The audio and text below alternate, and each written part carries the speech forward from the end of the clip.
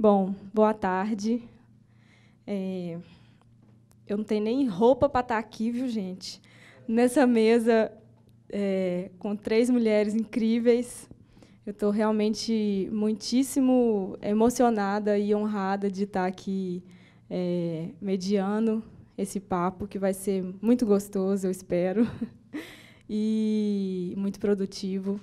E a gente tem aqui 3 mulheres que têm uma história de muito trabalho com a música, muito estudo, muita força, muita coragem e também de transgressão, que é uma característica, eu acho, que de todas nós, mulheres, na música, cada uma com a sua trajetória, né? Mas eu acho que transgredir é sempre uma premissa para a gente estar onde a gente estiver.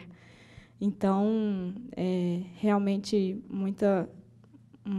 um privilégio assim, poder estar aqui conversando com vocês e participando desse simpósio tão maravilhoso e necessário.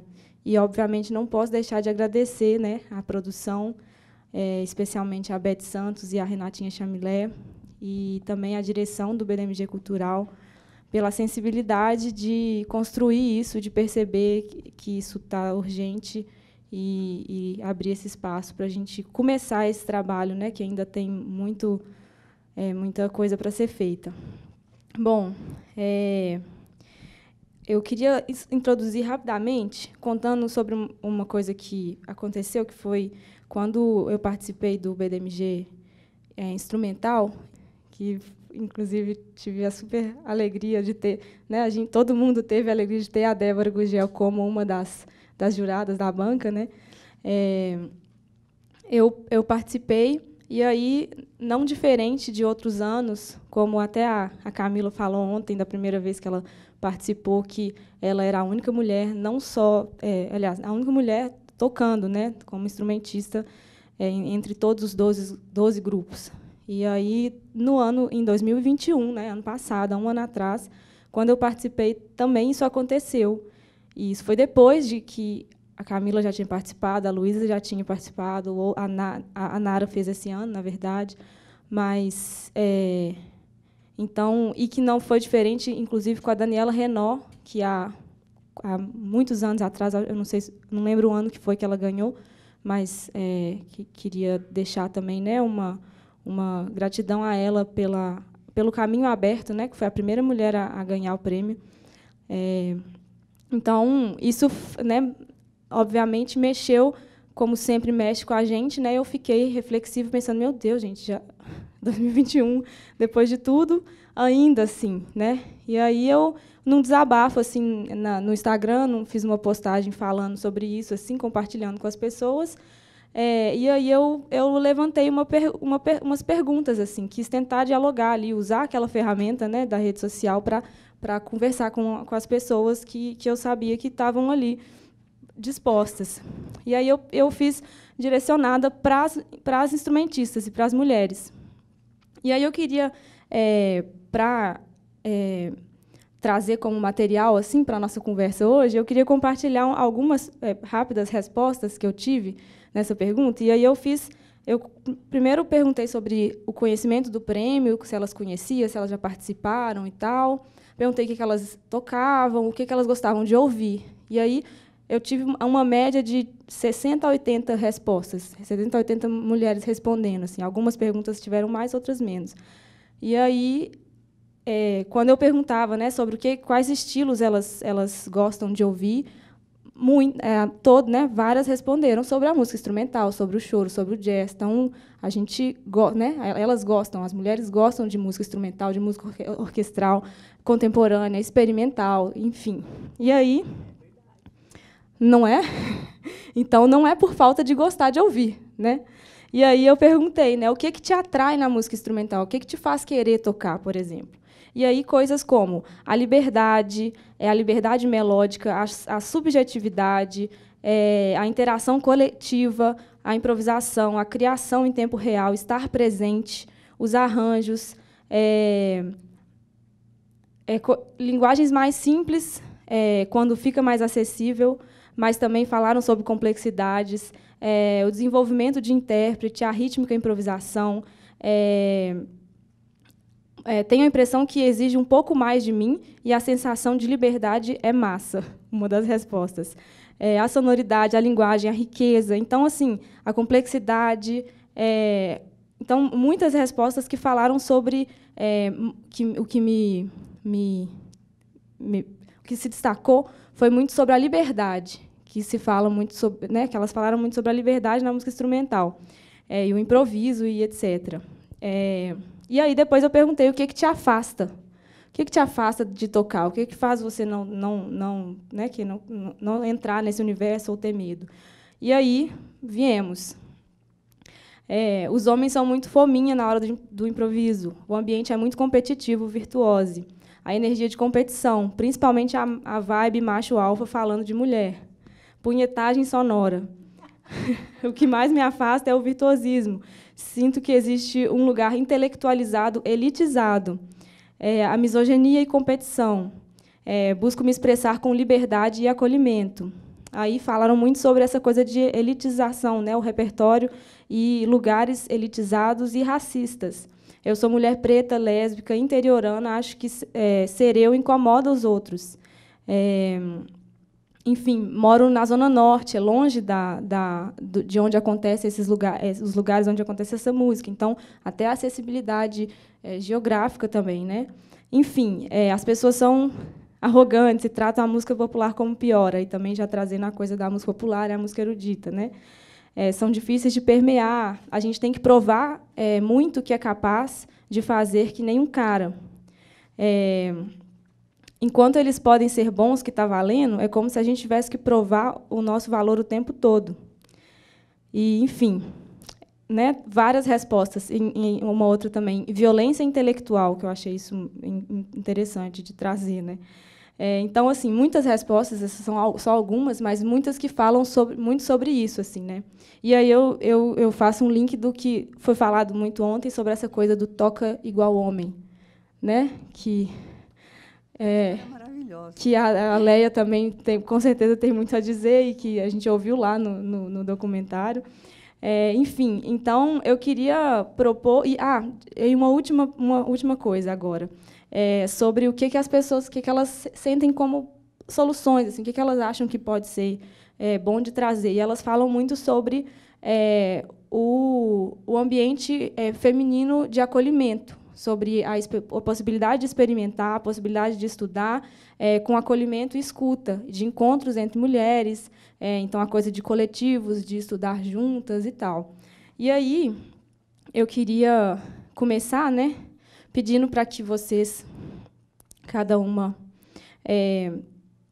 traga para a gente um pouco da sua história, o que achar, né, relevante, assim, mas tentando trazer essa ideia da transgressão, né, como que a transgressão passou na sua vida, como que a sua vida permeou isso e isso permeou a sua vida. E também sobre o fazer musical, porque somos musicistas, instrumentistas, e a gente ama falar de música, inclusive, né? E fazer música. Então, como que o fazer musical é afetado por isso? Como que a gente como que a gente se sente na obrigação de tocar de um jeito que às vezes a gente não quer, ou como que a gente pode trazer a nossa essência tocando do nosso jeito e como isso pode transformar, inclusive, a música que está sendo feita. E aí, para fechar essa fala de abertura, eu queria compartilhar assim, do quanto que a pessoa da Leia e a música da Leia foi transformadora para a minha vida, assim, na música e de outras instrumentistas, porque ela traz uma leveza com essas questões que essas meninas responderam, né, sobre esse ambiente, principalmente sobre a improvisação. E eu nunca vou esquecer assim, de quando ela falou com a gente uma frase que é bem libertadora e dolorosa ao mesmo tempo, né? Que é que improvisar é mais seguro do que andar na rua. Então, a gente, quando está nesse contexto, né, da música instrumental e da improvisação, existe toda essa carga desse jeito de tocar igual homem que faz a gente ter medo, né? E, de fato, improvisar é mais seguro do que andar na rua, assim. Então, e isso foi uma coisa que mudou muito, assim. e também sobre o jeito dela de trazer a improvisação, de fugir desses caminhos, né? Que musicalmente ela passa essa mensagem, que ela não quer reforçar esse lugar. Então, qualquer pessoa que escuta a música da Leia sabe isso, né? Percebe que ela está transgredindo nesse sentido de não reforçar esse lugar. E ela toca igual mulher. Então, bom, é isso. Eu queria introduzir com todas essas ideias, né? E pedir para que vocês tragam da sua vida, do seu coração, o que vocês têm para compartilhar com a gente. E é isso. Muito bem.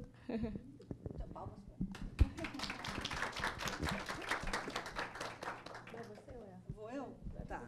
Então, tem uma história famosa minha com um cantor famoso, que ele falou assim, nossa, Galega, tu toca que até parece um homem. Eu falei, a sua mãe também. Aí ela falou, mas a minha mãe não toca. Eu falei, mas parece homem. Meu apelido era Sargento Freire, hoje é Tia Leia, eu melhorei muito, né? E hoje eu me chamo de Velha Maluca, tenho essa camiseta aqui, eu aviso as pessoas, ninguém pode dizer que eu não avisei, que eu sou uma velha maluca, cuidado. Cuidado com a pessoa, né?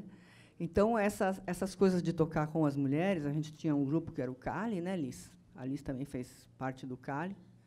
Liz de Carvalho, que é minha prima, aqui, pianista, compositora, e que tem esse projeto maravilhoso, que é uma big band só de mulheres, que é a Jasmine. Toda vez que eu estou lá em São Paulo, eles vão tocar, eu sou tiete. E, então, porque eu estou viajando muito. Então, é isso. Eu acho que esse espaço o feminino, né, tocando, tal, não adianta você querer agradar as pessoas que te ignoram, né? Não há o que você possa fazer que vai satisfazer certas pessoas. Então, muito tempo eu tentei tocar como um homem mesmo, né? Aquelas coisas virtuosísticas, e pensando em substituições, e dom-din, din-dom, e pentatônica, meto acima, abaixo, sobe, desce, triplo mortal carpado, né? Aquela coisa maluquete e tal, isso aqui, mas aí ninguém dava o menor valor, e eu fazia aquilo bem, modéstia à parte. E eu falei, quer saber, eu não quero fazer isso daí.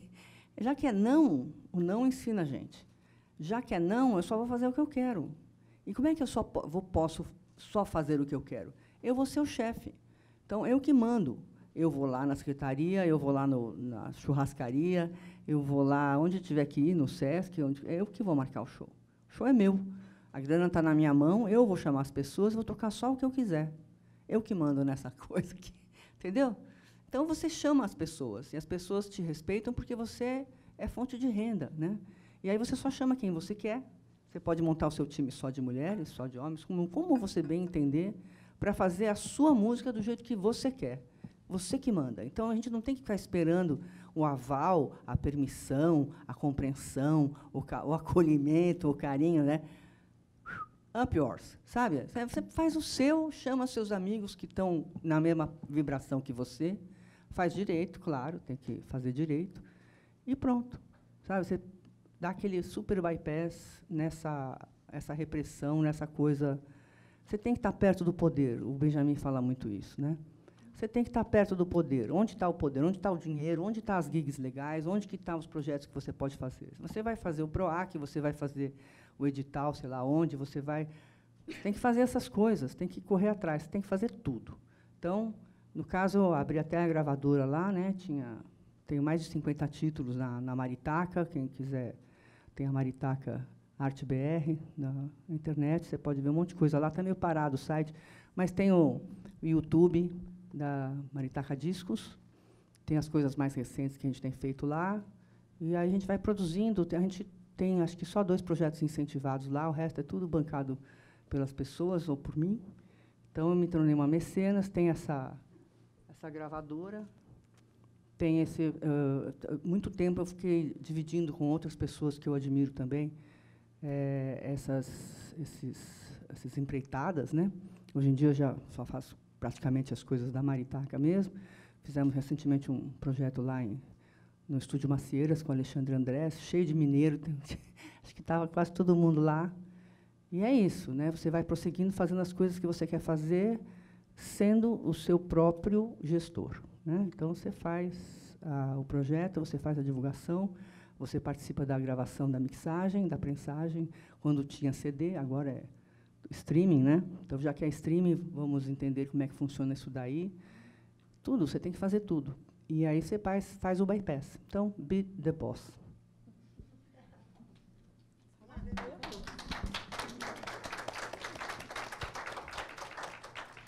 Boa tarde, gente. Eu sou a Débora Gurgel, eu sou pianista, compositora, arranjadora e flautista também. Tá aqui. É nóis. E eu estou com 60 anos, então eu estou com bastante tempo de estrada, eu toco desde cedo. Tenho uma trajetória de... Estudei no Clã também, com o Hamilton Godoy, nosso médico. E libertador tocar o tipo de música que está no seu coração, né? Isso é imprescindível, assim, que qualquer coisa que vocês façam, seja de coração. Pode ser o que for, de contrato ou seu som, mas que vocês façam com o coração, que vocês estejam Isso passa muito para as pessoas. Eu aprendi isso, de você estar com 10, assim, em tudo que você vai fazer, né? Seja nas aulas, seja em qualquer atividade que vocês fizerem. Eu parei um tempo de tocar, né? Estou vendo os relatos desde ontem de manhã, estou colecionando aqui todos os relatos, estou achando maravilhoso esse encontro, e é necessário, absolutamente necessário. Durante a minha maternidade, eu tenho 2 filhas, enquanto elas eram pequenas, eu optei por parar de sair para tocar, não parar de tocar, nunca parei, não consigo. Não dá, acho que eu morro se eu parar. Mas eu parei de tocar profissionalmente. Eu parei de sair à noite para tocar, enquanto elas eram pequenas. Depois voltei, porque não dá para aguentar ficar sem tocar. Né? Essa é a minha trajetória. Aonde está o meu som? Né? Na maior parte do tempo, ele está no que a Léa falou. Eu sou a chefe, junto com a Dani Gurgel. A gente faz o nosso som. Então, a gente conseguiu, com o som autoral brasileiro, que é um misto de instrumental, porque é um quarteto com voz, onde a Dani também faz sketch, né, um sketch bem brasileiro. Tem canção, tem letra, é instrumental, e eu brinco que a gente está no limbo dos festivais, porque esse festival de música instrumental, não, mas a Dani tem letra. Esse festival de canção, não, mas a Dani fica fazendo sketch. Então, não programam também falando, não, mas vocês fazem um misto, a gente quer pôr numa caixinha, e essas caixinhas, depois eu quero falar, porque elas são terríveis. Elas dividem a gente, da mesma forma que foi falado ontem, numa das palestras. Né? Tudo é dividido, erudito, popular, instrumental, jazz, choro, não sei o quê. Um não pode entrar na caixinha do outro, e não é. É música. E somos todas mulheres, e estamos fazendo música. Né? É uma coisa só, é de coração, é arte e ponto. Eu acho isso. Então, uma grande parte do que eu faço é música autoral, feita em quarteto, em formação de quarteto ou formações maiores, que teve uma penetração muito forte lá fora, primeiro, por incrível que pareça. Então, aquilo que o Tom Jobim falava, sabe, que você tem que... Ele falava sempre, né, você tem que fazer sucesso lá fora. Não é sucesso, mas teve visibilidade lá fora primeiro, para ter visibilidade aqui depois. Por incrível que pareça, a gente fez muito mais turnê Japão, Europa, Estados Unidos, antes de fazer turnê aqui, né? Com som autoral e brasileiro. Então, esse é minha via de expressão principal. Mas tem uma coisa que eu acho importante de falar aqui, que eu comentei com a Luísa e comentei com outras pessoas. É importante, eu acho, vocês também trabalharem no trabalho dos outros. Porque, às vezes, chega um convite, e isso foi muito tratado aqui, né, daquele medo de, puxa, não estou pronta para aceitar. Puxa, não sei, será que eu vou encarar isso aí? Então, tem aquele receio, não, vou ser julgada, aceitem. Tipo, me convidam para fazer, me convidam, você quer ser pianista da Big Band tal? Quero. Não faço a mínima ideia como é que vão vir os arranjos, se vai vir difícil, se vai vir fácil. Eu vou me virar, vou fazer o melhor que eu posso, sem medo. Porque eu sei que eu tenho o meu valor. Isso é muito importante, sabe? A gente não se diminuir. E a gente tem valor, Pode não ser a mais virtuosa do mundo, eu posso não ser nem sou super virtuosa, eu erro pra caramba, faz parte. E, por incrível que pareça, mesmo errando, esbarrando, as pessoas gostam do que eu toco, porque eu faço música, quer dizer, é um outro caminho que eu achei, assim como a Léa falou, estou fugindo da Dondim, estou fugindo dos super virtuosismos, eu não sou virtuose, mas eu me expresso.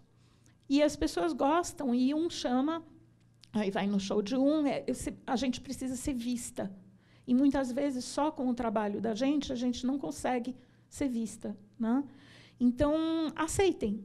Toda vez que tiver um convite, acho que a minha transgressão é essa. Eu aceito, mesmo que eu não saiba fazer. O primeiro arranjo de orquestra que eu fiz, eu não fazia a mínima ideia como fazer arranjo de orquestra. Daí, você escreve? Escrevo. Você sabe? Lógico. Eu me virei feito molinho para escrever depois. Resultado, hoje eu escrevo para a Jazz Sinfônica, eu escrevo para o CAN, né, para o USP, para Tom Jobim, e um vai ouvindo, aí ouve o arranjo aqui, ouve ali, e encomenda mais. Então, é uma forma de abrir portas. É arriscar? É arriscar. É o pé na porta? É o pé na porta, com gentileza, mas é o pé na porta. Né? É ser subversiva? Sim. É ser subversiva tocando, fazendo o que a gente ama. Né? Eu acredito muito nisso do equilíbrio da formação da gente. Às vezes, academicamente, a gente passa muito tempo estudando e pouco tempo tocando.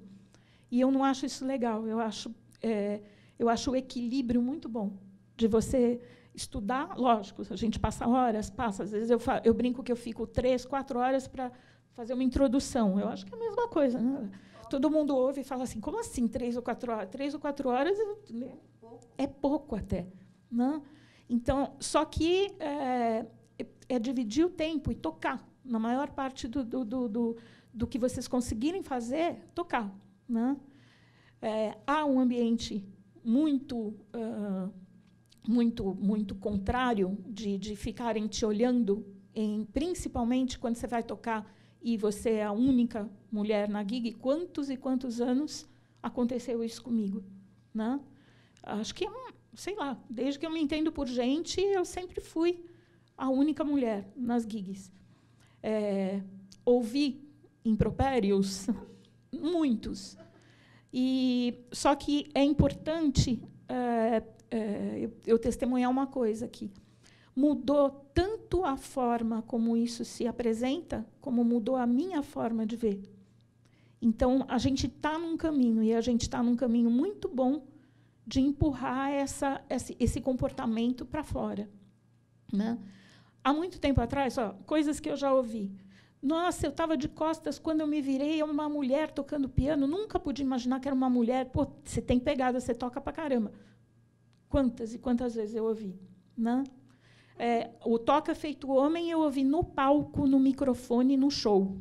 Assim, N vezes, de músicos que estavam tocando comigo, assim, nossa, que vergonha, hein? Meu solo foi mais ou menos, mas o solo da Dé, nossa, Toca Feito Homem. No microfone, gente, com público, assim.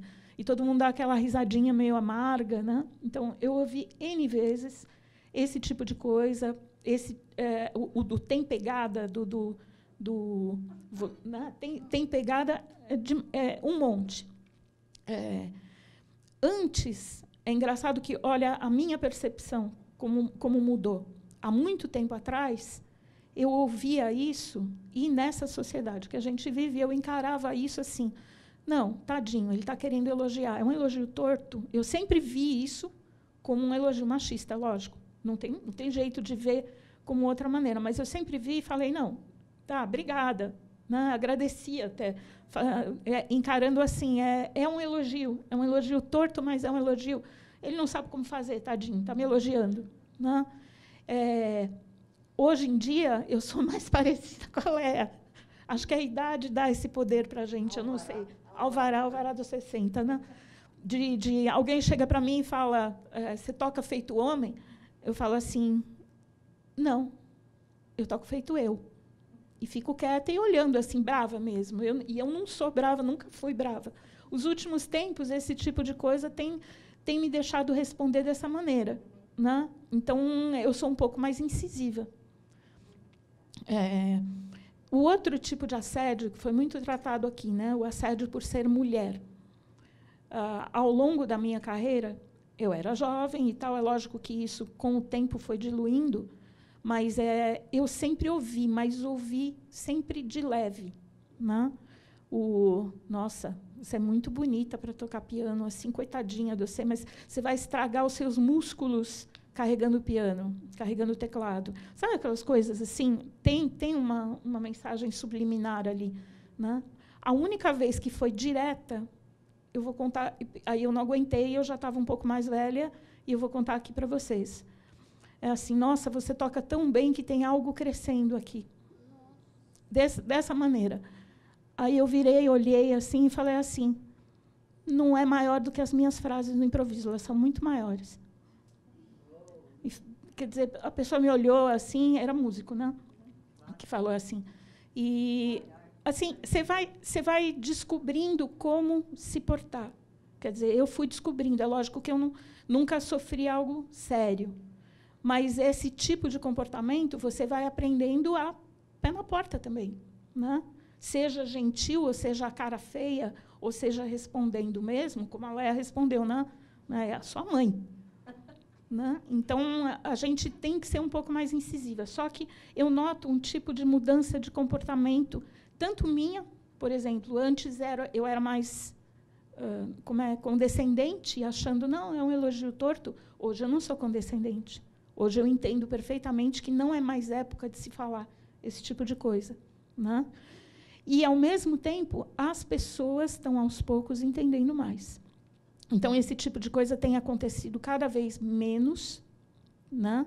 Comigo, tudo bem, que sou uma senhora, mas eu vejo com as minhas alunas jovens, né, em comparação a, por exemplo, 10 anos atrás, esse tipo de comportamento elas têm aprendido, acho que, a barrar um pouco mais.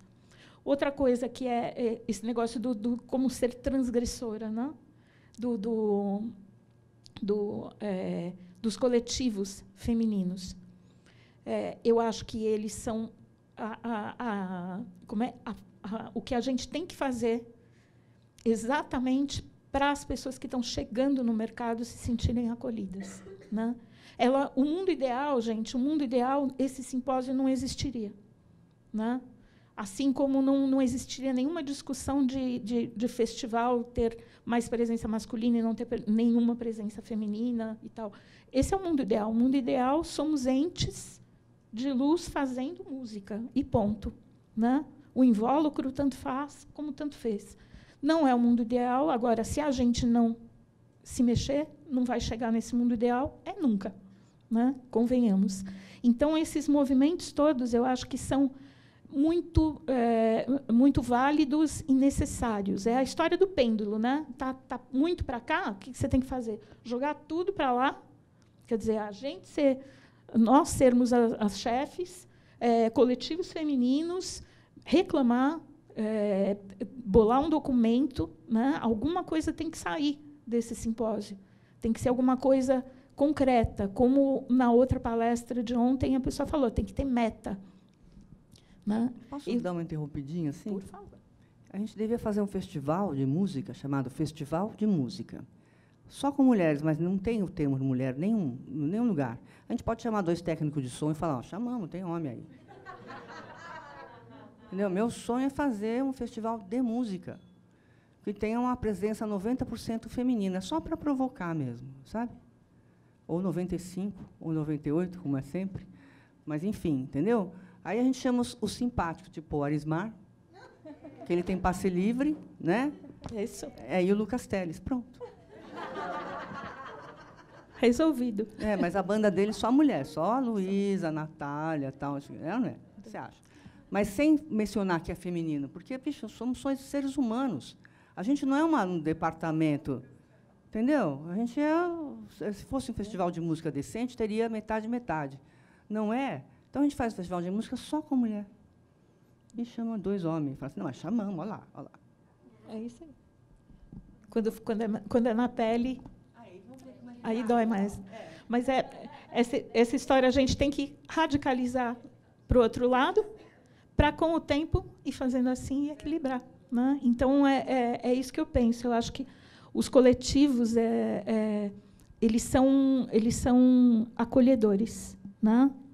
Fora que a qualidade musical é excelente, tão boa quanto qualquer grupo musical, porque nós somos boas no que a gente faz. A gente tem que ter esse pensamento, a gente não pode nunca se diminuir. Eu acho que a minha transgressão é essa. Eu vou, assim. Eu não paro para pensar, não, e não paro para pensar. Paro assim, sabe, gente? Só para vocês não acharem, puxa, ela é segura. Sou segura nada, sou insegurança em pessoa. Mas eu estou falando aqui para vocês. Quer dizer, eu saio de gravação, assim, por que eu não estudei mais? Por que eu errei aquela música? Meu Deus, que coisa, não sei o quê. Eu sou insegura? Sou super insegura. Sou comigo. Estou falando aqui para vocês. Ou em off, assim, mas não. Quer dizer, com contratante, para fazer, na hora de tocar, eu vou e faço. Então, essa segurança, por incrível que pareça, aparece mais para as pessoas do que uma possível nota errada ou um possível lugar que você tinha que entrar, que era a sua entrada, que você não entrou, que você falou, era aqui. Então, isso faz parte do contexto. Né? A gente tem que aprender a lidar com isso. E, desculpa me alongar, Nath, tem uma história que eu acho muito interessante para contar. Eu fui estudar com o Chick Corea uma semana só. Foi uma semana mágica.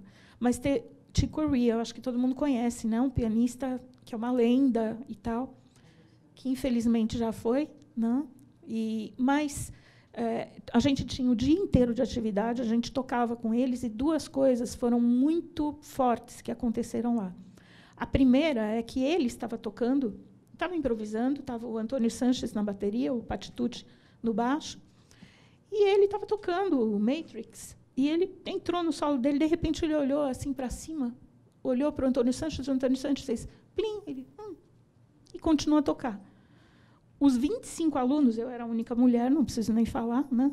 Os 25 alunos ficaram se olhando assim, tipo assim, não, eu não acredito que ele se perdeu e o Antônio Sanches deu 1 para ele, porque foi isso que aconteceu. Né? Aí terminou a música, ele não falou nada, os alunos, um lá, com muito medo, perguntou, mas, assim, o que aconteceu no seu solo? Ele falou, como assim, o que aconteceu? Aquela hora, assim, que se o Antônio Sanches te deu 1... Ele falou, você está falando da hora que eu errei, que eu não sabia onde estava o 1? Aí foi uma risada geral. Ele se assustou, ele falou assim, qual o problema? Isso acontece em todos os shows, todas as vezes. Então, a gente tem uma mania de perfeccionismo, e, nisso, as mulheres têm mais. Né? Mais medo de errar. E a gente não pode ter, porque o erro faz parte. Né? O erro faz parte do que a gente faz. Ele tá inserido no contexto da criação. Então, na hora que você está criando qualquer coisa, o erro está inserido. E a outra coisa muito, muito significativa foi que, quando eu fui tocar pela primeira vez, eu estava quietinha no meu canto, porque eu sou quietinha, estava ouvindo tudo. Aí, no terceiro dia, alguma coisa assim do curso, eu fui tocar. E, na hora que eu toquei, improvisei, mandei ver, fiz a direção musical deles, porque era o serviço, né, que a gente tinha que fazer o arranjo, a direção musical e tal. A hora que terminou, foi um negócio, foi uma catarse, e todo mundo mudou o olhar que tinha para mim. De virada é mais gostoso? Então, todo mundo... incrível que, por exemplo, o Chick Corea virou e falou assim, eu já tinha te ouvido. Então, ele sabia, né? Mas todos os alunos que estavam ali, né, a primeira coisa, estavam me ignorando, tipo, uma senhora, era todo mundo jovem, tem essa também, né? Que é a coisa da idade. Era uma senhora, isso foi há 10 anos atrás. Era uma senhora quietinha ali, ninguém conhece, brasileira. Então, já tem aquele negócio de terceiro mundo e tal. E eu quietinha ali no canto, só ouvindo. Depois que eu assim, eram 25 alunos, eu conversava, mas eram conversas sociais. Depois que eu toquei com eles, a chave virou. E todo mundo mudou o olhar que tinha a meu respeito. E passou a me tratar de outra maneira. Né? Até eu, que sou lesa, a beça para perceber pessoas assim, ficou na cara. Né? Então, não é só aqui esse comportamento, é um comportamento que eu acho que vai demorar algumas gerações para ser mudado, mas faz parte do nosso estar aqui, contribuir para que ele não seja tão longo e não leve 200 anos, que nem falou a Raquel, foi a Raquel que falou ontem, né? Então, não pode durar 200 anos. Então, só para terminar, que eu já me alonguei demais, eu acho que a gente tem que ser pé na porta mesmo. E encontros como esse, eu agradeço imensamente a oportunidade de estar aqui, porque encontros como esse fazem a gente cavocar fundo, assim, sabe? Ouvir relatos de todo mundo e repensar sobre um assunto que muitas vezes a gente deixa e vai em frente, né? E não conversa sobre. E tem que conversar, e tem que acolher, e a gente tem que virar essa chave, né? Como fazer? Com a educação, eu acho. Com a educação e acolhendo esse pessoal que não termina os cursos, né? É no projeto social que está a maior base? É no projeto social. Tem projetos maravilhosos, e a gente tem que fazer com que a sociedade defenda o projeto social, independente de quem está no poder ou não, porque, não sei se vocês, no projeto Guri, a gente conseguiu fazer isso em São Paulo, né? Ameaçaram tirar o projeto Guri, foi uma revolução, porque ele já está dentro das famílias.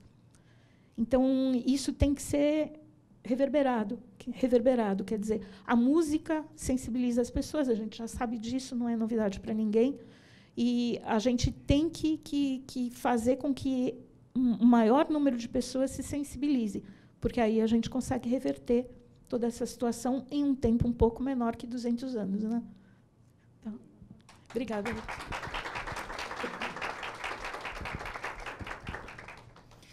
Olá, meu nome é Isadora Sodré, eu sou fagotista na Orquestra Sinfônica de Minas Gerais, professora de musicalização, flauta doce, licenciada em música, mas para chegar nesse ponto profissional tive uma trajetória muito longa.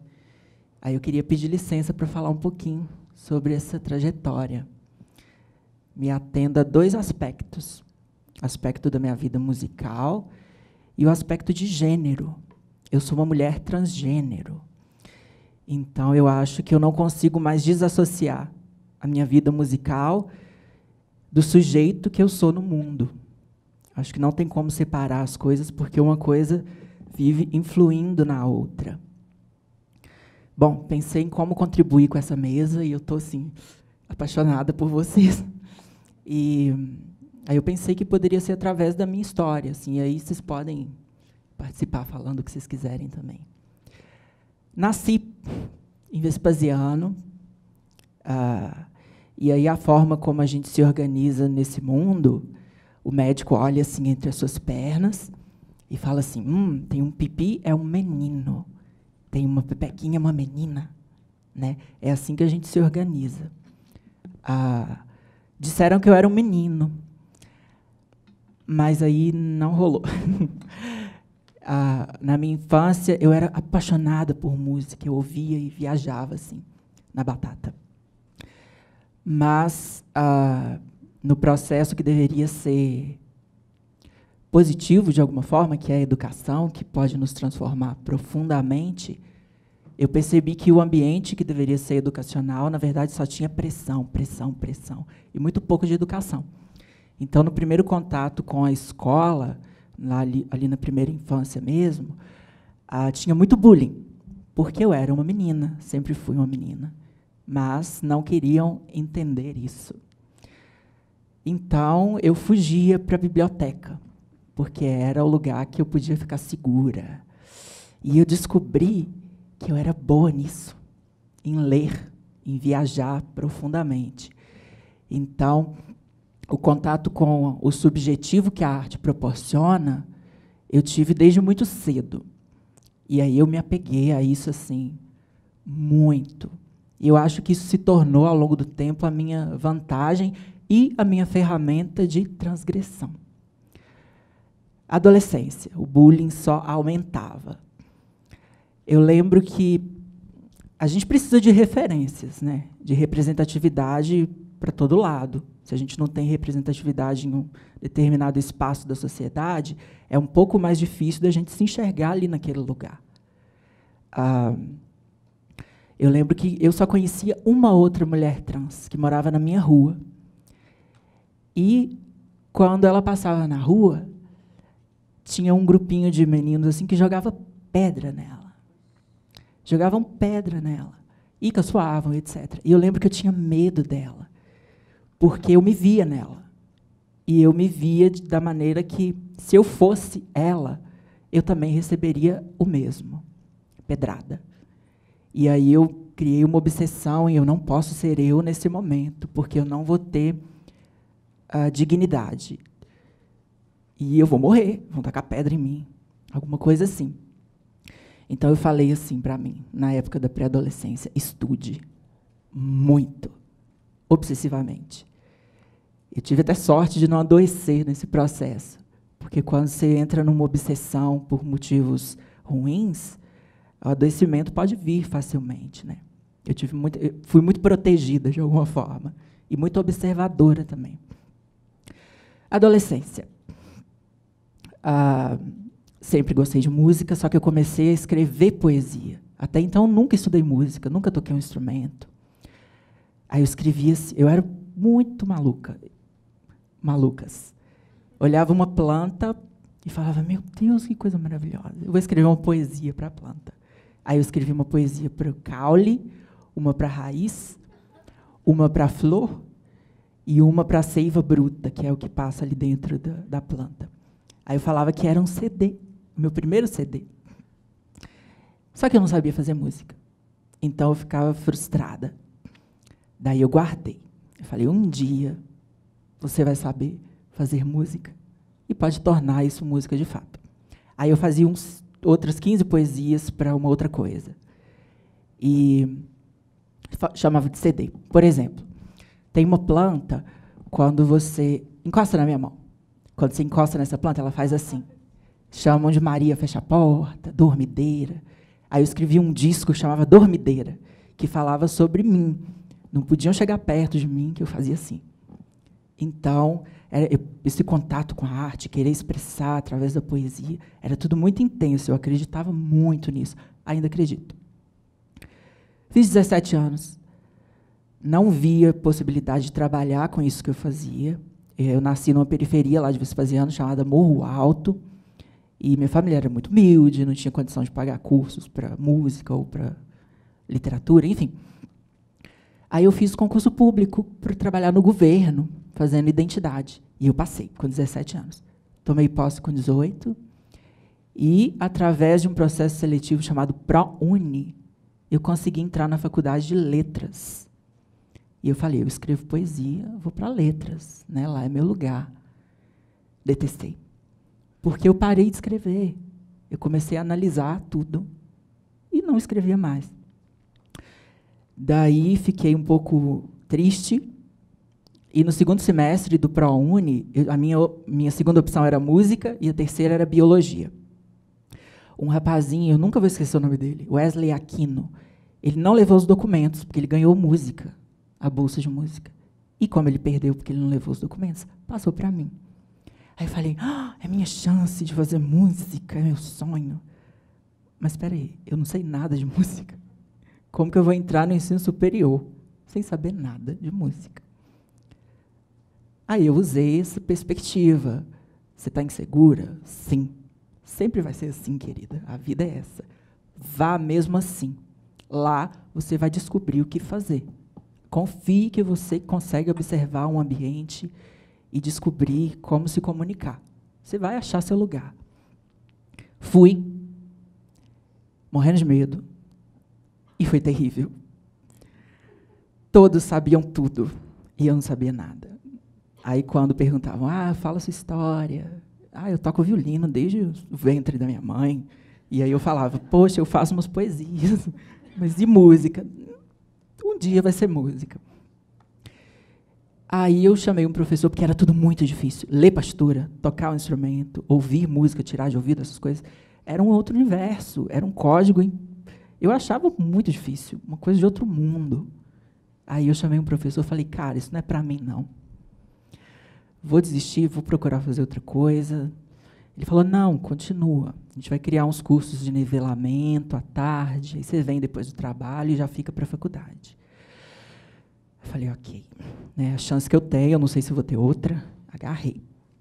Fiz todos os cursos de nivelamento e comecei a entrar numa paranoia assim, sonora. Eu pegava muito ônibus na época, lá de Vespasiano. Aí eu estava num ônibus, passava um outro e fazia assim. Tá, com a buzina. Aí eu pegava meu celular e falava assim. Tá, sol. Aí eu falava, o 5800 é o sol. Aí passava o 5805. Tá, 5800, tararirero, pom, 5805. Aí eu olhava no celular. É um dó. 5800, sol. 5805, dó. E passava um passarinho. E passava uma outra coisa. E passava qualquer outra coisa. E eu ficava fazendo conta o dia inteiro na cabeça. Virou um musical. No trânsito era uma loucura. E aí um dia eu estava atendendo alguém no meu trabalho do governo, fazendo identidade. Aí em cima de mim tinha um painel. E ele fazia assim... para chamar a próxima pessoa. Aí eu lembro que, quando tocou na minha cabeça, estava soando assim. Dó, mi, dó, mi. Aí eu parei e falei, eu não sabia isso. Agora eu sei um pedaço desse conhecimento. Eu acho que eu fui juntando pedacinhos, até que isso vire alguma coisa para eu pegar na minha mão e mostrar para alguém. Aí eu falei, eu estou aprendendo, cara. Aí eu percebi que qualquer ser humano pode aprender música. Música é para todo mundo. Ainda não é, mas tem que ser. Então, eu estava fazendo curso de licenciatura, eu fui aprendendo sobre educação musical, fui me juntando uma armadura assim, de ferramentas para, se um dia eu trabalhasse com isso, eu saber o que fazer. Eu sempre quis fazer bem. Aí comecei a dar aula numa escola que falou assim, mas a gente não pode ter música aqui, porque a gente não tem dinheiro. Aí eu lembro que eu construí umas castanholas de caixa de fósforo. Aí falei, mas olha aqui, a música não está no dinheiro, a música está na gente, né? A gente constrói ela dentro da gente, aí você põe ela em qualquer coisa, qualquer objeto. E aí eu levei essas propostas de instrumentos recicláveis. Aí eu consegui meu primeiro emprego. Aí eu fui encontrando muitos alunos lá nesse bairro Morro Alto que tinham muita dificuldade. E falavam, nossa, isso para mim é um código muito difícil. Eu falei, mas para mim também era, há pouquíssimo tempo atrás. Então eu comecei a propor caminhos, e caminhos, e caminhos, para você tocar uma nota. Aí depois você toca duas. Depois você brinca com as duas. E aí você vai juntando o seu catálogo infinito do que você quiser. Não só sobre música. Você pode aprender o que você quiser. Construa aos pouquinhos. Confia que você tem condição. É difícil. Em cada recorte de nós, mulheres negras, mulheres com condições sociais menos favoráveis, mulheres transgênero, tudo tem suas dificuldades. Sim, é óbvio, isso é muito dificultador. Mesmo assim, vá. Mesmo assim, vá. Isso é muito importante. Vá com medo. Lá você descobre. Me formei e comecei a dar aula. E aí eu falei, agora eu quero aprender um instrumento de orquestra. Aí eu fui lá no Palácio das Artes. Um outro ponto. Eu falei de música, esqueci de falar sobre o aspecto do gênero. Lá com 18 anos, com aquele contexto de referências que eu tinha, de muita maldade, né? As pessoas trans muito maltratadas na sociedade. Eu falei, opa, não dá para existir assim. Aí eu falei, finja que você é qualquer coisa que vão deixar você existir e vá juntando dinheiro. Vá trabalhando, vá se formando, vá tendo habilidades nessa formação que você quer. Sabe corrida de cavalo? Que eles colocam aqui, viseira assim? Eu tinha duas, uma aqui e uma aqui. Essa aqui se chamava estudo, e essa aqui se chamava trabalho. E aí eu esqueci de mim enquanto sujeito no mundo. Isso não é o ideal. Isso é adoecedor, possivelmente. Então, cuidado com as obsessões. Mas, enfim, foi o que eu tive condição de fazer. 18 anos, eu falei, junta dinheiro. Um dia você vai ter condição de ter plenitude na sua vida. Por enquanto, só trabalha e estuda, trabalha e estuda. Aí fui no palácio, vi lá, assim, fagote, e eu queria saxofone. Ou então flauta, que eu gostava, ainda gosto muito. Aí eu vi que tinha um monte de gente para fazer saxofone. Aí eu falei, eu não vou passar, não. Deixa eu ver aqui o que ninguém quer. Aí eu vi escrito fagote. Aí eu olhei o nome e falei, que é isso? Aí eu olhei na internet e falei, que negócio estranho. Aí eu ouvi o som e eu falei, nossa, é estranho mesmo. E aí o meu colega estava olhando junto comigo, ele falou, não, parece um saxofone de índio. Falei, meu Deus, isso é problemático. Aí falei, vou tentar fagote. Quando eu entrar, eu mudo para saxofone. Aí fiz a prova teórica, passei. Tinha que tocar o fagote na prova prática. Eu nunca tinha visto fagote. Cheguei lá e falei, vá com coragem, essa coisa da coragem. Vá com medo, mas vá. Falei, galera, nunca toquei fagote, mas estou disposta a estudar muito. Eu vi que ninguém quer, então tem mais chance profissional, etc. Aí o coordenador não quis deixar, porque estava no edital. Mas o Washington Vitalino, que era o fagotista da Orquestra Sinfônica de Minas Gerais, ele foi meu primeiro professor, ele falou, não, deixa a menina entrar, ela só quer estudar, pô. Aí deixaram eu entrar. Aí eu fui fazer a primeira aula, que ele pediu para ir antes, para eu conhecer, pediu para eu experimentar o instrumento. Aí eu toquei uma nota muito grave. E o negócio vibrou, minha caixa torácica, minha cabeça. Eu falei, meu Deus, esse negócio dá um barato. E é muito legal, cara. Eu falei, não vou pro sax, não. Aí fiquei no fagote. Como eu tinha começado na música poucos anos antes disso, e eu não sabia nada sobre música de forma sistemática, eu falei, eu vou fazer a mesma coisa com o fagote. Vou estudar feito uma louca. Até que eu tenha alguma coisa na minha mão para mostrar para alguém. Aí, estudei muito. E fui ficando um pouquinho melhor. Com 1 ano, ele falou, vai fazer vestibular. Já venceu o seu tempo aqui comigo. Aí fiz vestibular, comecei a fazer bacharelado em fagote. E lembra daquela coisa, obsessão, vai trabalhando, vai juntando dinheiro, vai se organizando, que um dia as coisas vão mudar. Aí, quando eu fiz 28 anos, veio a pandemia. Eu tinha um dinheiro guardado, consegui comprar meu apartamento, que foi assim, meu Deus, como eu comprei um apartamento? Mas é possível, né? É mais possível do que a gente pensa, se você se organizar. Comprei, sozinha, com a minha gata, a Morinha, no meu apartamento. Eu e as paredes. E eu e as paredes. A pandemia tirou essa viseira do lado de cá, o trabalho, e essa viseira do estudo do lado de cá. Só tinha eu. E aí eu tive, obrigatoriamente, de olhar para mim. E aí, pela primeira vez, eu falei, e aí? Vamos resolver isso com 30, com 40, com 50, com 60, ou vamos deixar para sabe-se lá o que vem depois? Juntei muita coragem e falei, vamos resolver isso agora. Chamei minha família, meus amigos, meu trabalho, e falei, olha, é isso aqui. Sou Isadora, existe uma questão que se chama transição de gênero. Eu sou uma garota. A maioria falou, tá bom, a gente sabe. Mas alguns não falaram isso. Alguns preferiram se abster, não só de falar sobre isso, mas da minha vida. Então, partiram. Vá com Deus, meu chapa. Seja feliz, longe de mim também.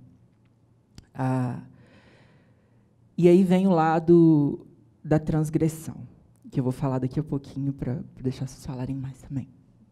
Seguinte, chamei a diretora da escola que eu trabalhei por 8 anos, e eu me envolvi tanto. Eu tinha alunos de 2 anos de idade, acompanhei eles até os 10 anos, toda semana. Então, tudo que eles sabiam de música da escola que a gente ensinou, eu que ensinei. Então, eram meus alunos. falei, minha querida, estou passando por essa fase da minha vida, agora será assim. Eu quero que você entenda, se tiver qualquer dúvida, eu estou aqui, a gente pode aprender junta sobre tudo isso. Eu acho que é uma chance de todo mundo aprender sobre o que é isso, que é tão comum, mas tão incompreendido mesmo. Ela falou, olha, infelizmente a gente vai ter que te demitir, porque os pais dos alunos não vão entender. E aí eu fui demitida, depois de 8 anos de muito trabalho, por ser quem eu sou. Aí eu falei, opa, o negócio é sério. Porque quando mexem na nossa vida financeira, aí as coisas se desestabilizam muito, né? Porque eu vim de um contexto muito carente, então eu consegui construir alguma coisa, e de repente me tiraram isso, não levando em consideração a minha competência, a minha formação, toda a minha construção durante a minha vida.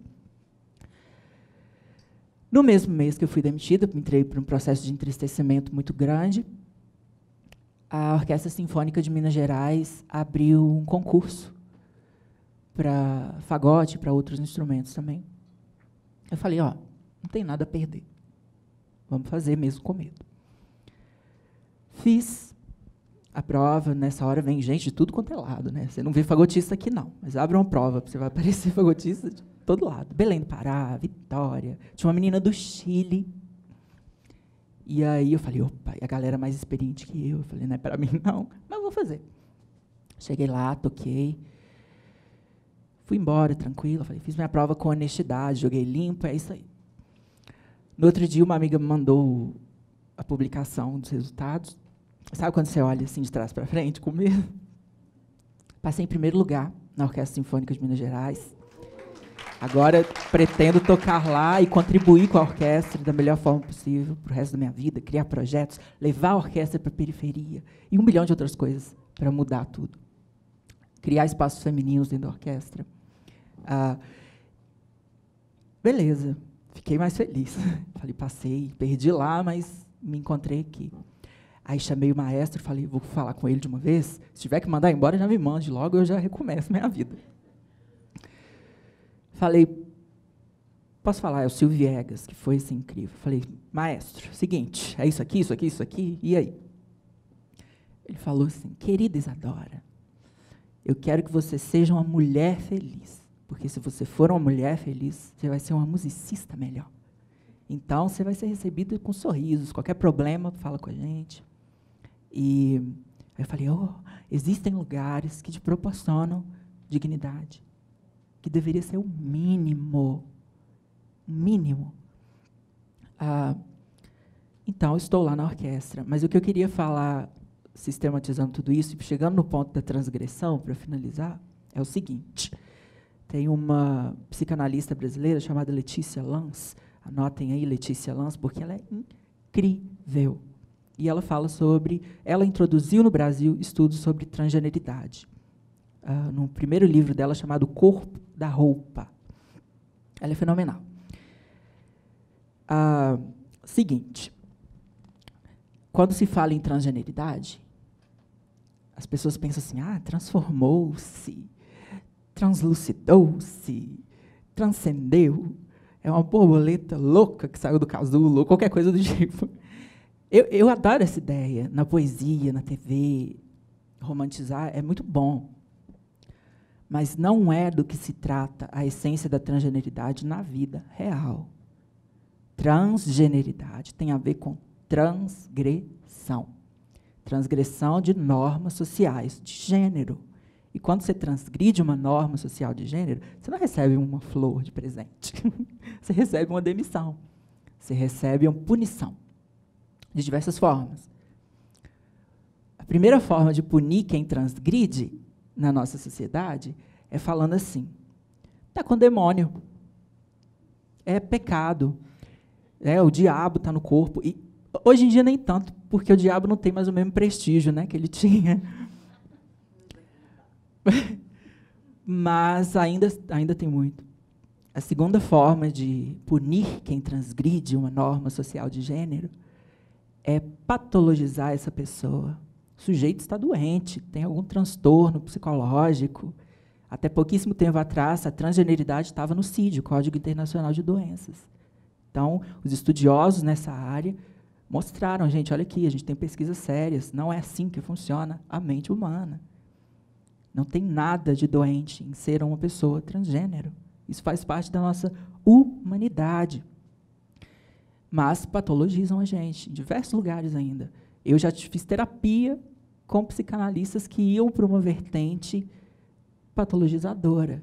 No fundo, era isso. E é muito doído, porque você não confia nem em quem você vai contar sobre sua vida. A terceira forma de punição para quem transgride uma norma social de gênero é a judicialização. A gente vive num mundo onde diversos países é ilegal ser LGBT. Você pode morrer com uma pena de morte, se você for quem você é.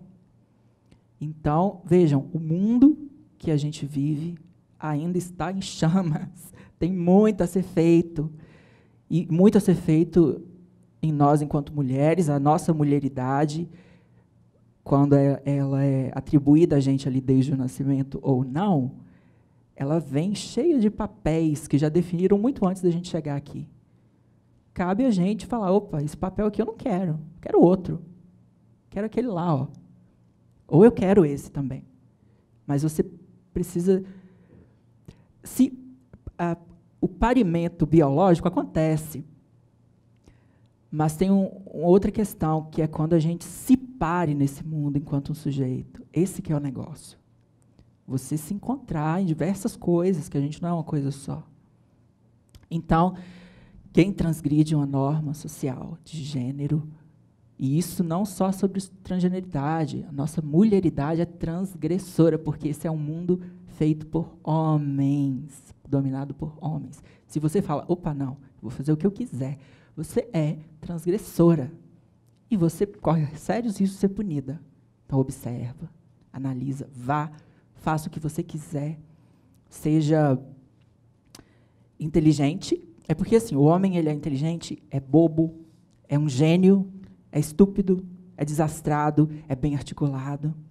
E a mulher é feminina. Não, seja tudo. Tudo, tudo, tudo. E eu acho que é isso. É isso. Desculpa me prolongar.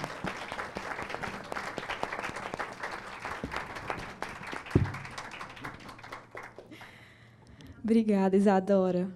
Bom, ter a Isadora aqui nessa mesa foi muito importante, assim, muito, muito especial, porque a gente estava, né, conversando esses dias que certamente para um próximo, né, a gente precisa de uma mesa só sobre a música e gênero, né, sobre as diversas nuances que a gente precisa conversar, assim, porque realmente, se a gente tem a representatividade feminina em números ridículos, né, dentro de todos os contextos orquestral que a gente ouviu aqui hoje, mas nos festivais de música que a gente ouviu, né, ontem também a Aline mostrando, das pessoas transgênero, né, a situação é muito pior, assim, né, que a gente, até onde a gente sabe, você é a única mulher trans das orquestras do Brasil, né? Uma amiga minha, ela estava fazendo uma pesquisa informal para dar fundamento para a pesquisa que ela quer fazer no mestrado sobre a presença das mulheres nas orquestras profissionais do Brasil. Ela já chegou à conclusão que homens são muito mais numerosos do que mulheres. E ela falou, olha, do catálogo breve que eu fiz, eu não encontrei nenhuma outra pessoa trans, homem trans ou mulher trans. Então, você provavelmente é a única. Aí eu falei, opa, pode falar. Opa! Ah, sim. Bom saber disso, porque é importante resgatar a história dessas pessoas. Teatro Municipal do Rio. Deixa com a gente. Assim, essa presença em específico é muito rara. Então, passamos então nosso raio laser para diagnosticar o mundo que a gente vive agora e pendular para o outro lado. É aí que a gente tem que caminhar. Não, a minha opinião não importa. Importa o que eu sei. E eu sei através de índices, através de pesquisa. O Brasil é recorde, é o país que mais mata mulheres trans no mundo. Mas tem um paradoxo. É o país que mais consome pornografia de mulheres trans no mundo. Mas por isso. Por isso. Por isso. Esse é o motivo. Sorry. Não, por favor. Não, cadê? Perdi meu negócio aqui. É exatamente por isso, porque são todos enrustidos. Queriam ser, não são, têm atração por isso daí e matam a si mesmos, né? É uma espécie de suicídio. Sabe? Então, é que nem gays e lésbicas que não se assumem e ficam acusando os outros, né? de coisas terríveis que passam pela cabeça deles. Então, tem que ter muito cuidado quando eu falo que eu não sou guru de ninguém, porque paga pouco e dá muito trabalho.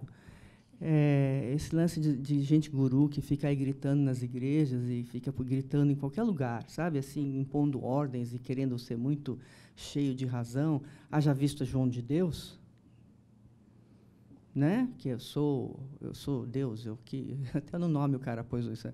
E no fim era um pedófilo nojento, entendeu? Uma pessoa inominável, né? Entendeu? Então essa exatamente pela atração que existe esse consumo absurdo de pornografia e o assassinato é a mesma fonte, né? Eu acho. Sim. Justamente. E então é isso, galera. Eu fui para um viés mais voltado para o gênero e contando a minha história na música, mas eu acho que tudo aqui se encaixa através dessa palavra que você trouxe no começo, que é a transgressão. Todos nós aqui somos transgressores, por estarmos na arte, por sermos mulheres, por sermos pessoas que buscam se parir enquanto um sujeito no mundo e não se ater só ao que nos é dado, nos é atribuído, imposto. Né? Quando a gente fala, opa, quero mais, é transgressor, é transgressora. E cuidado, pode ter punição. Então, diagnostique o tempo todo. Né? Uma outra coisa sobre isso também e a gente, enquanto agente, assim, né, nessa mudança, porque não é muito pesado, né? Você, por exemplo, ser a única mulher trans no contexto orquestral, a gente ser uma ou outra, ser a única mulher na banda, né? A única pianista, a única percussionista, a única, né? Tipo assim, isso não é um cargo bonito, né? Não é feliz. Tipo, não é feliz a gente falar, eu sou fui a única mulher percussionista durante todo o meu curso. Isso não é bom. Isso foi horrível, porque a minha referência foi toda diferente de mim, assim, de uma forma que foi solitária, assim. Tanto que quando entrou uma outra mulher que veio para fazer o mestrado, foi como se fosse uma luz assim que chegou e a gente tipo se identificou rapidamente assim, e aí então a gente ter as nossas com a gente assim é muito importante, ter essa rede assim, e a gente enquanto a gente proporcionar isso, né? Então a gente como professoras, como coletivo, né, que está surgindo aí muitas conversas sobre o que a gente vai fazer agora, né? Sobre agora, e a gente vai fazer uma carta, a gente vai fazer a gente vai combinar um encontro anual, um encontro semestral para a gente falar sobre isso. A gente vai se dividir entre os estados e vai começar um movimento aqui em Minas. Vão ter as pessoas que vão trabalhar um pouco no contexto dos instrumentos, das instrumentistas, outras no contexto orquestral, outras assim, assado, e que a gente ali nesses lugares esteja sempre lembrando, né? Para que a gente olhe para as meninas trans, para as adolescentes, para os adolescentes também trans, assim como as mulheres negras, as pessoas negras, enfim, e que a gente tenha esse que até não sei ontem qual mesa que foi falado sobre a coisa de algum festival, alguém que teve uma iniciativa que em vez de abrir o edital e receber, era uma pessoa que ficava como se fossem os olheiros, assim, que ficava atento durante o ano todo para poder chamar pessoas. Tipo assim, via que tinha um grupo ali que estava interessante e aí chamava para o festival. Então, tipo assim, a gente está em contato com os projetos, em contato com as escolas de música e observar, né? E quem são as pessoas que estão ali se destacando, ou que estão ali se esforçando, estão ali evoluindo, né? E meio que fazer dar esse empurrão, assim, porque realmente é essa reparação histórica que a gente precisa fazer, e com a comunidade trans a gente está assim, né, com uma dívida assim quilométrica, né? Assim, não dá nem para é vergonhoso a gente falar, né? A gente medir isso, assim, porque realmente é uma situação muito absurda, assim, né? Então, a gente ter referências como você e ter você representando e outras mulheres e trazer faz com que outras se identifiquem, né? Assim como a gente olhou para o palco e viu uma pianista, a Luísa contou, né, de ver uma pianista, e eu olhei e vi uma percussionista, me identifiquei ali. A gente ter as pessoas também, né, todas as pessoas podendo se identificar em todos os ambientes, assim. Então, eu acho que isso é uma coisa que a gente tem que ter como o primeiro mandamento, vamos dizer assim, do nosso combinado que vai surgir, né, da ação que a gente vai ter agora, assim, sem dúvida, essa é a pauta a pauta primeira, assim, sabe? Porque isso aí é o que você falou, a gente não consegue dissociar o nosso sujeito musical do nosso sujeito pessoal, assim, né? Então a gente é música, mas a gente é o nosso dia a dia também, né? Então a gente não dá para a gente ignorar e ficar falando só de música ali naquele contexto. Mas também a gente precisa poder falar de música, né? Então, assim, a gente poder ter um encontro só para tocar, né? Só para trocar musicalmente. Imagina a obra da Leia, o tanto de coisa maravilhosa que tem, que para fagote que pode ser. Né? O que pode sair desse encontro aqui com o grupo orquestral que toca só obras de compositoras, e a gente fazer junta, né? Enfim, e outras que estão escrevendo, orquestrando e fazendo arranjos.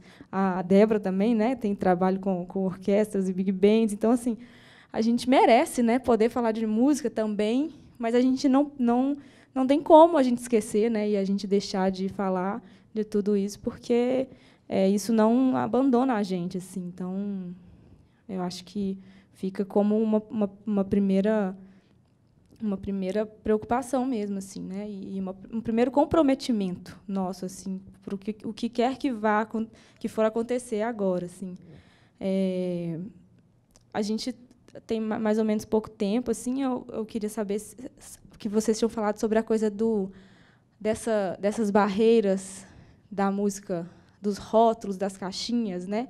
Da música instrumental, da música clássica, né? O que é a música erudita, a música popular. E eu acho que aqui está muito legal, assim, porque a gente tem aqui contextos muito variados e, ao mesmo tempo, que são tudo uma coisa só, assim, né? Então, isso é uma coisa que eu queria levantar, porque o BDMG tem o prêmio BDMG Instrumental, que é um prêmio de música instrumental, de composição. E aí eu queria lançar isso, assim, o que é música instrumental para vocês, assim, o que encaixa, o que não encaixa, ou que não deveria ter separação, mas, assim, o que pode ser a música instrumental? Porque eu acho que isso também acontece muito, né? Existe muito um rótulo, assim, da música instrumental, é uma música que é feita de um jeito muito específico, assim, e aí muitas coisas às vezes não são aceitas simplesmente por um combinado feito não sei aonde, não sei por aliás, por quem eu sei, pelos homens, mas, assim, é mais um combinado feito aí que muitas coisas, né, não são valorizadas, não são aceitas, enfim. Então, eu queria lançar sobre isso. O que é a música instrumental? Onde está para vocês? Eu acho que a gente tinha que abandonar o rótulo. Pronto. Sabe? Faz o festival de música, ponto.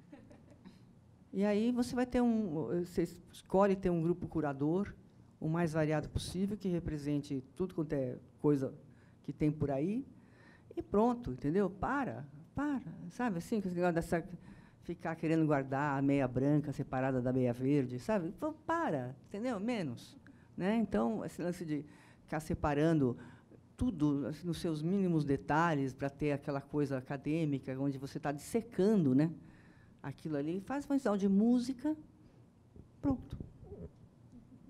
E abandona. Né? Eu concordo com a Léa, eu acho que é música, gente. Por exemplo, a música, o próprio filme, né, vocês viram, da Léa, quer dizer, que tipo de música que a Léa faz? É erudita? É popular? É no meio é a terceira via, né? Que tem gente que vai inventando nome, não é? Está no meio da ponte. Não é nenhuma coisa nem outra, ou é as duas ao mesmo tempo. Não, é música. Pronto, usa frequência, usa som para se expressar, é música. Em alguma das palestras ontem, eu ouvi muito isso, né? Da estratégia de dividir para conquistar. E que juntas somos mais fortes. Então, quanto menos caixinha a gente tiver, tipo, eu faço jazz, eu improviso, eu não improviso, eu toco música orquestral, música de concerto, eu toco... é música. Eu acho que são formas de expressão. Se está escrito, se está improvisado, se a tradição é oral, se a tradição é acadêmica, eu acho que são ferramentas que a gente tem para conseguir entrar nesse universo lindo que é dominar as frequências de uma forma organizada e fazer o que a gente chama de música. Mas eu acho que essas fronteiras elas só atrapalham. E né? isso pode ser o mote muito maior para um evento de sucesso, o fato dele não ter essas gavetinhas. Não ter as gavetas, né? Então, é uma coisa libertadora, né, em todos os sentidos, tanto no sentido do gênero, quanto no sentido musical, sei lá, e geográfico. E geográfico. E etário. Etário, né? Que também. Nós estamos velhos aqui, né? Então, nós também queremos tocar, sabe? E queremos que os jovens toquem, queremos que todos, né? Na verdade. Então, se você é inclusivo, você já tem aí um momento marketing muito poderoso para você ter, inclusive, um evento mais variado, mais bonito e com sucesso. Então, se fizerem a Beth, que é a nossa produtora Amor, Beth, vamos... Estava montando o palco para mais à noite.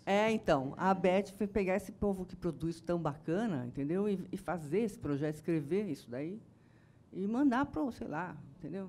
Para o SESC, para o BDMG, para o Banco do Brasil, para, sei lá, onde tiver uma grana para você viabilizar essa realização, entendeu? E com esse espírito muito mais moderno e aberto e inclusivo.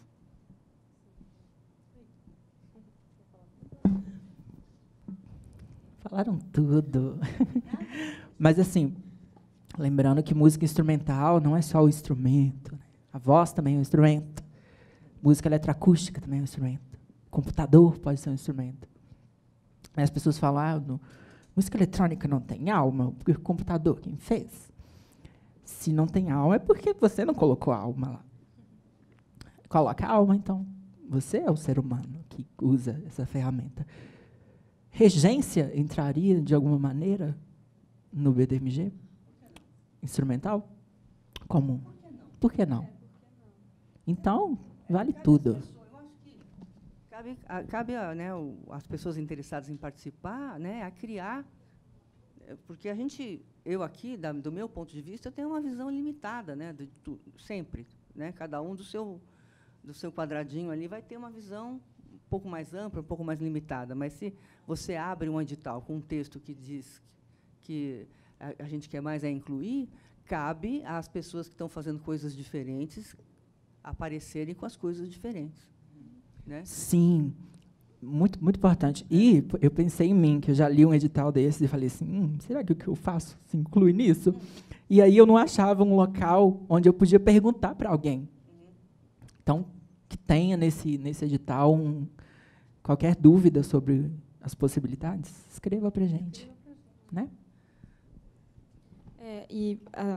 Você levantou a coisa da voz, né? Isso aí também é uma questão que muitas vezes é polêmica, né? Porque nos festivais instrumentais, assim, geralmente não se inclui a voz, assim, e a voz é o primeiro instrumento humano, né? Quantas compositoras não compõem cantando? A música instrumental, a Débora e a Dani, o trabalho maravilhoso que elas têm de música instrumental com voz, assim, né? assim como tantas outras que são da tradição da música instrumental brasileira, tem a voz, assim. Então, essa coisa da voz muitas vezes exclui também outras mulheres, porque muitas cantoras compõem e poderiam estar lá, por exemplo, mas não estão porque a voz não é permitida. Então, mas, inclusive, a poesia também. Sim. Por que não pode poesia? Por quê? Eu acho tão ridículo. Na verdade, a Maritaca, ela se auto-intitula um selo de música instrumental, mas está cheio de cantor e de estrangeiro lá. Entendeu? Música instrumental brasileira. Instrumental, para mim, é o que faz barulho, né? E brasileiro é tudo que tiver no Brasil. Se o cara é, sei lá, Indochina e está aqui, é brasileiro. Pronto.